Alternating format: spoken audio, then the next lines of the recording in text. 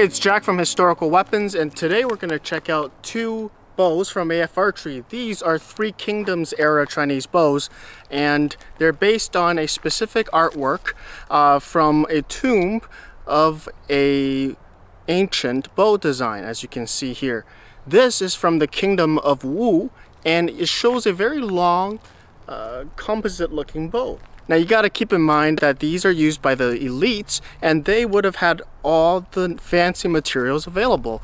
They could have had fancy paint, you know, maybe even gold, ivory, jade on the bows for decoration.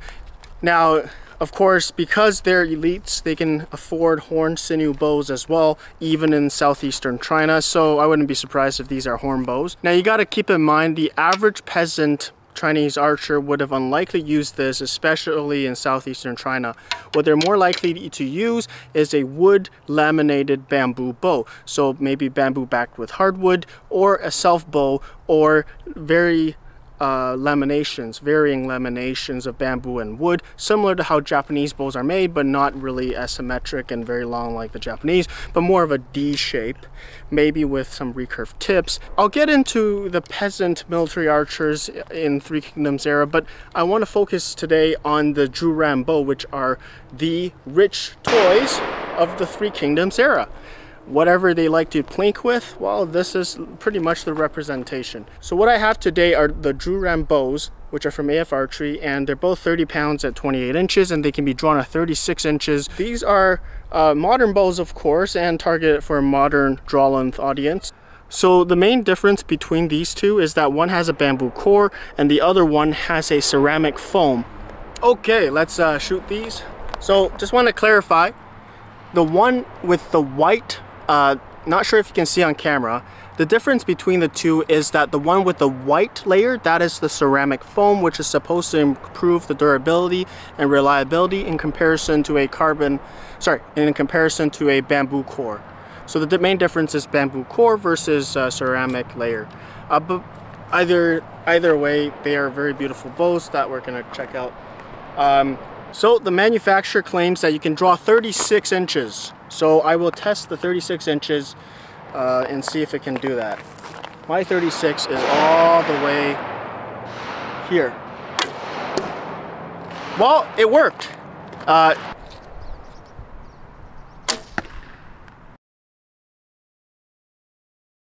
Let's do some shooting.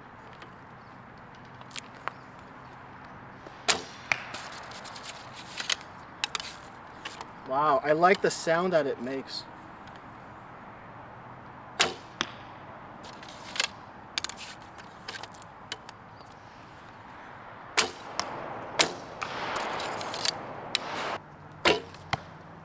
I'm consistently shooting high.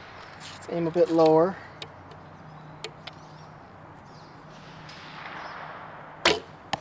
I'm consistently hitting that spot.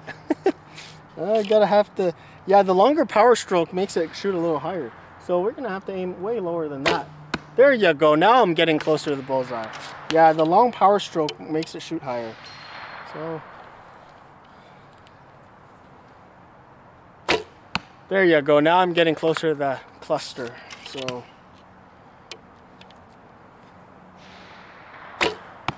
better. I like the long draw length. It's a different type of archery. Okay, that was the bamboo core one, and now let's do the ceramic foam one with the white core.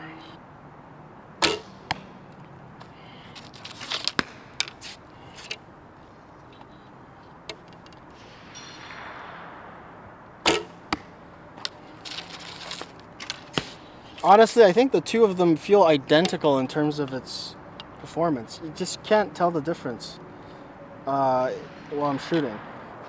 I gotta say, AF Archery makes good bows of their niche, which is Chinese laminated bows and with modern materials. They'll continue to do that, and I'm totally fine with that, because, you know, I'd rather have a good quality product than innovating in different designs of other cultures instead. So what they're doing is really focusing on the kind of bow shape that really works well with modern materials, and it's this kind of shape that they find works well with modern materials. And I know they've tried with Persian crab bows and the Manchu bows, but it seems like they took those off because they're just less reliable in comparison to this design. So you might say, why are they not being creative, innovative with other designs? You got to keep in mind they're a business and they have, you know, warranties to work with, and to reduce the risk, they just focus on the shapes that really makes the money, and that's what really matters in the end. So although I wish they had other designs, this seems to be the most reliable shape, which they really pretty much stick with all their bows. There's obviously slight variations on the CL length, if it's slightly recurved or not, and of course the material choice, but they kind of just stick to this choice of reflex, deflex, reflex, and throughout all their bow designs, that's pretty much the one that they sell the most and sell the best.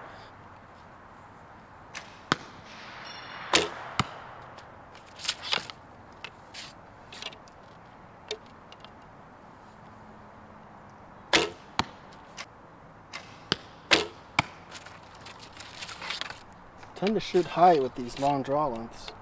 The arrows, they don't want to drop. There you go, bullseye.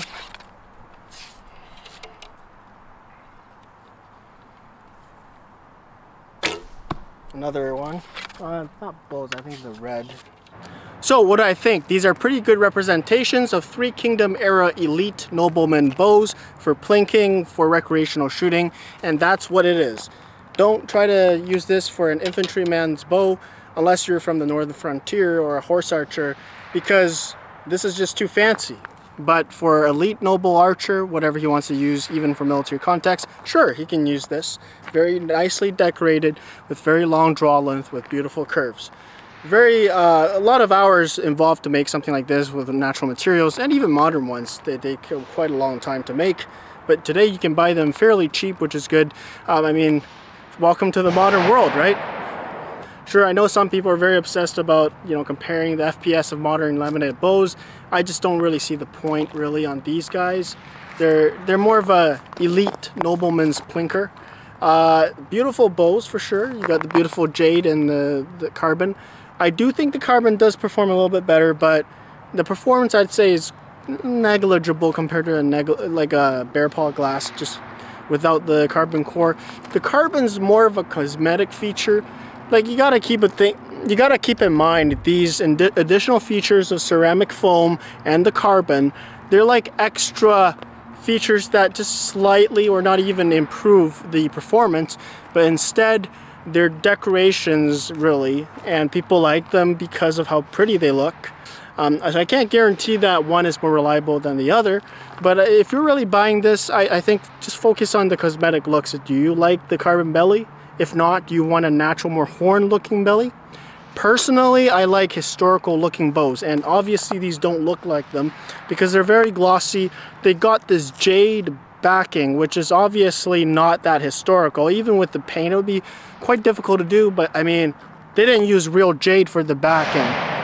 The jade is not flexible enough, right? So buy this if you like the cosmetic look, but pretty much, yeah, there you go. These are Three Kingdom era bows for the Chinese elite.